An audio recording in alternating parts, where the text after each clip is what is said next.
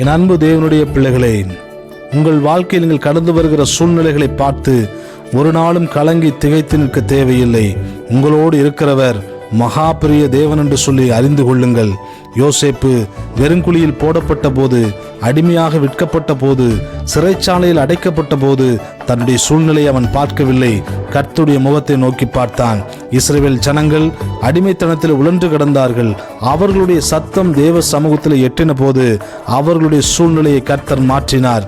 யோபு தன்னுடைய வாழ்க்கையில் எல்லாவற்றையும் இழந்து, தன் சரீர சுகத்தையும் இழந்து கலங்கி கொண்டிருந்த வேளைகளின் மத்தியிலே கர்த்தர் யோபுனுடைய சூழ்நிலையை மாற்றினார். இழந்த எல்லாவற்றையும் இரண்டந்தனையாய் பெற்றுக்கொண்டான். இப்படிப்பட்ட ஏதாவது ஒரு சூழ்நிலைகளின் மத்தியிலே கடந்து வந்து கொண்டிருக்கிற என் அன்பு தேவனுடைய பிள்ளைகளே, இன்றைக்கு கர்த்தர் வாக்குரைக்கிறார். உங்கள் சூழ்நிலைகளை அவர் மாற்றுவேன் என்று சொல்லி வாக்கு கொடுக்கிறார். அவர் ஒரு நாளும் நம்மை கைவிட மாட்டார்.